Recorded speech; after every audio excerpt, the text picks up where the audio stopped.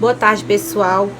Eu tô gravando esse vídeo para contar um pouco da minha história, de uma coisa que aconteceu comigo sexta-feira, dia 30 de fevereiro de 2020.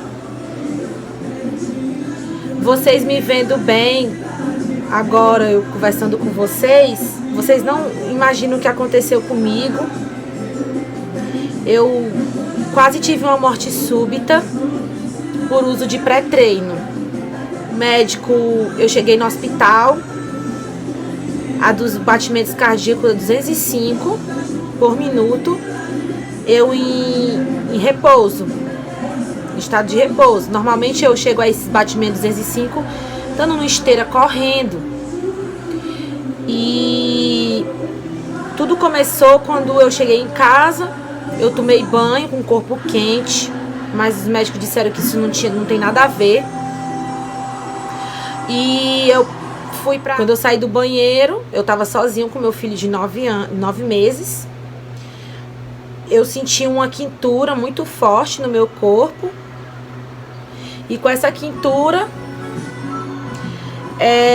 eu fui bebi água gelada. Foi quando meu coração acelerou e eu vi que estava normal os batimentos cardíacos. Não era normal eu ter acelerado dessa forma, sendo que eu estava em repouso, tinha acabado de tomar banho. Eu vi que eu estava passando muito mal. Eu tive a ação de pegar o meu celular e eu estava só de toalha. Eu precisava pedir socorro.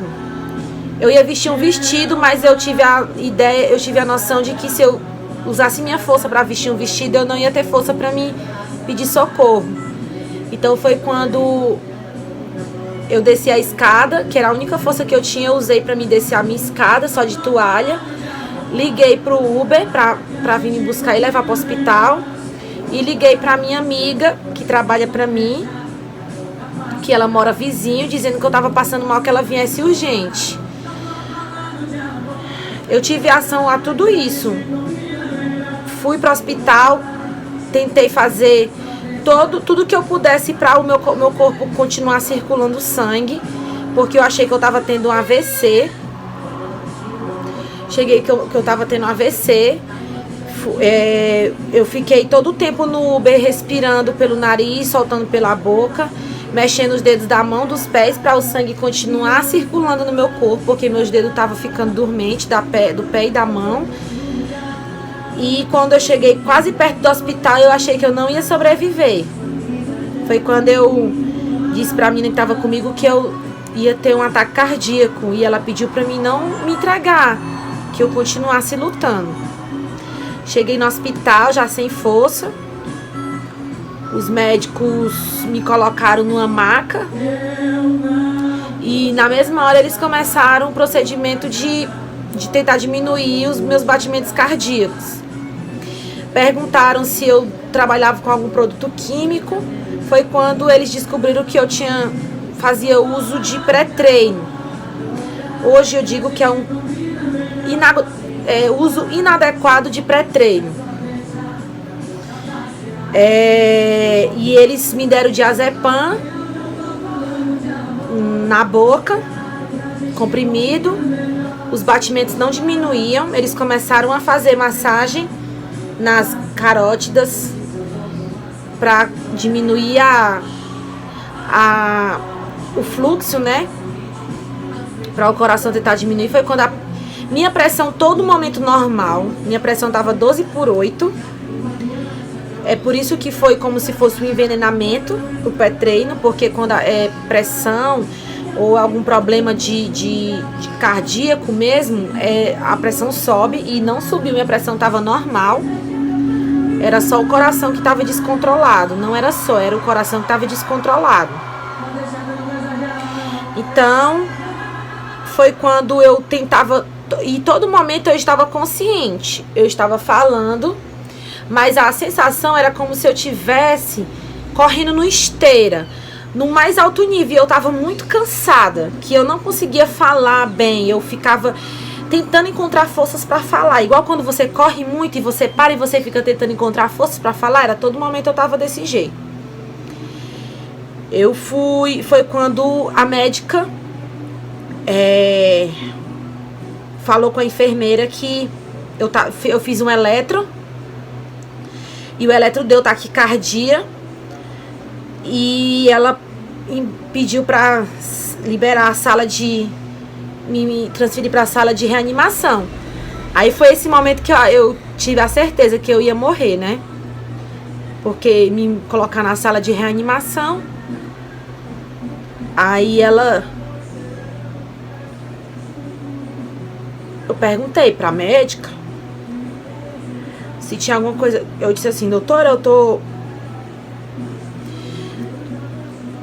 o batimento não tá diminuindo, né?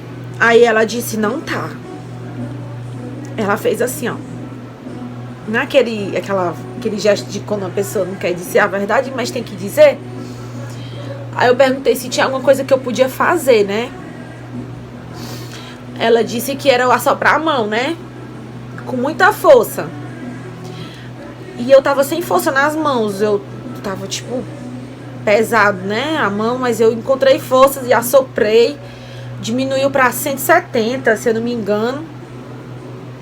Me botaram numa cadeira de roda e me levaram pra sala de reanimação. Lá na sala de reanimação, elas têm agulha na minha veia. O meu coração tava batendo com tanta força, o sangue tava circulando com tanta força, que não tava... O corpo expulsava a agulha e expulsava o remédio ou o soro que eles botam antes pra testar. A veia inchava e eu espirrava o sangue. O sangue espirrava, porque o fluxo estava muito grande de sangue no meu corpo. Até que depois de um tempo eles conseguiram e começaram o procedimento que é de emergência, o procedimento máximo, né, que eles têm para o coração diminuir, desacelerar, que esse procedimento é o último caso, que eu não lembro o nome do remédio, mas quem é técnico de enfermagem, quem é médico sabe que eles filmam na hora, porque se acontecer algo pior, né, o procedimento tem como provar que o procedimento foi feito da forma correta.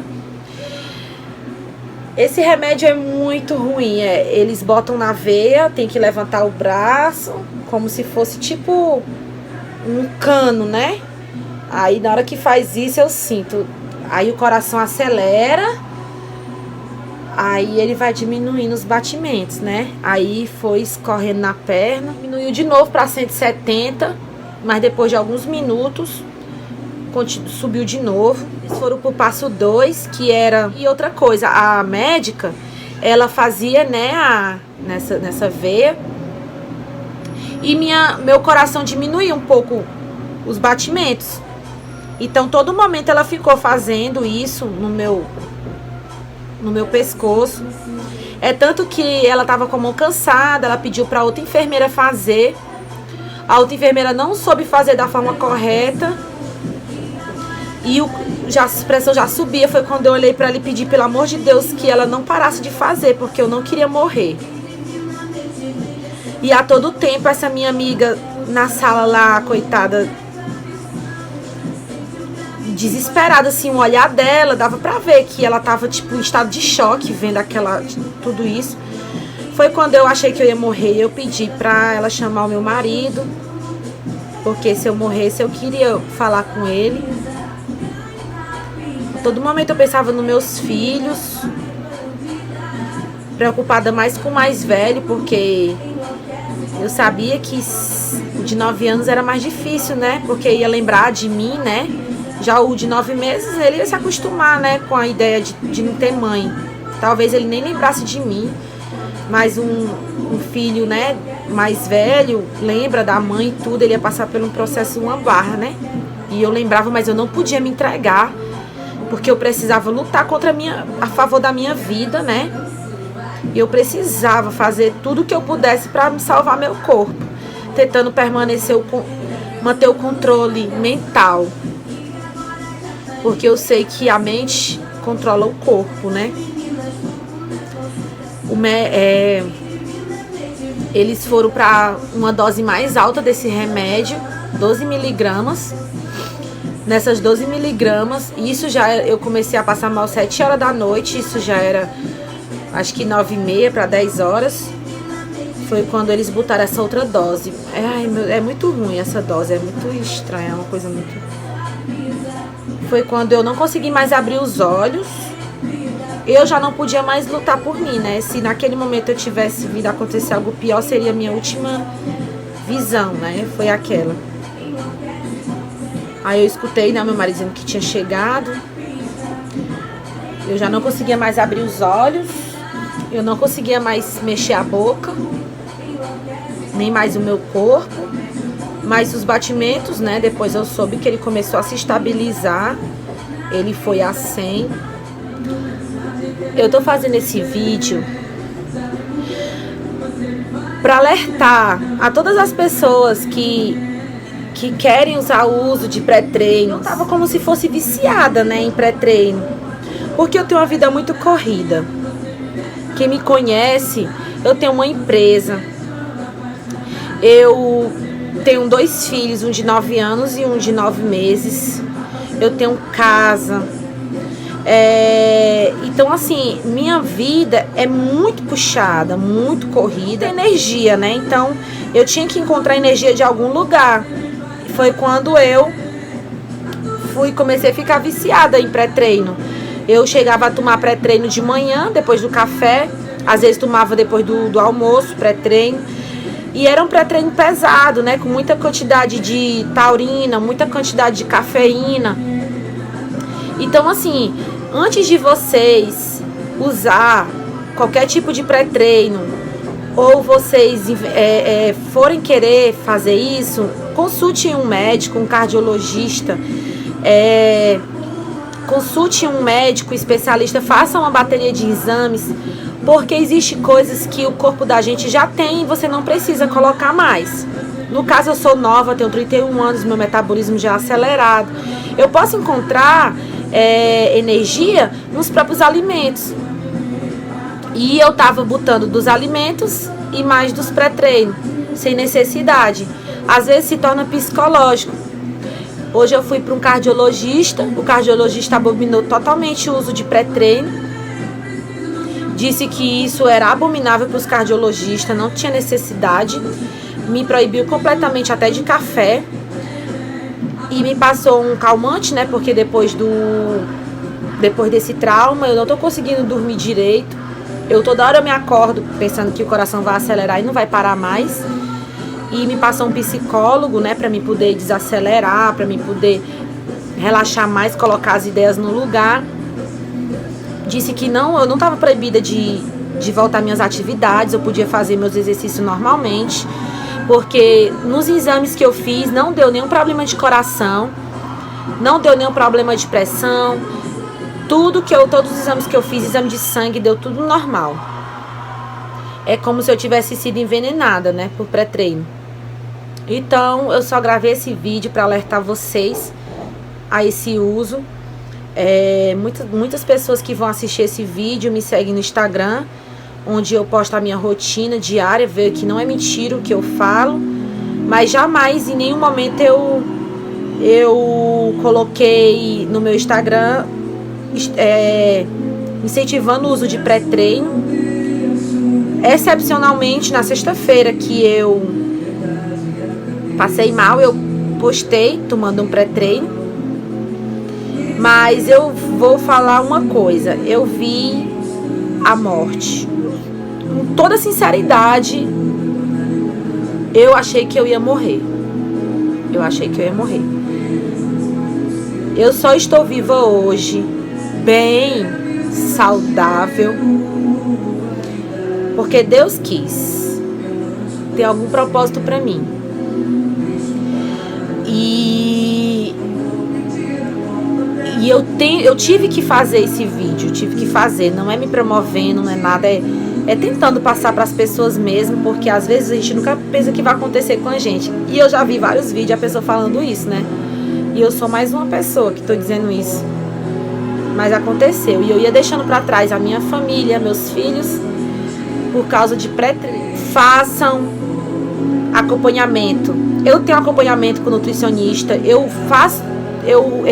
malho com personal, tanto a luta do Muay Thai quanto da musculação, mas existe coisas que ficam fora do alcance deles, que é o que você faz em casa, que é o que eu estava fazendo. Então, sejam conscientes. Se vocês amam realmente a vida, o uso inadequado de pré-treino pode levar à morte súbita. E se a vida de vocês é mais importante, não usem. É só isso que eu queria passar para vocês mesmo. Obrigada.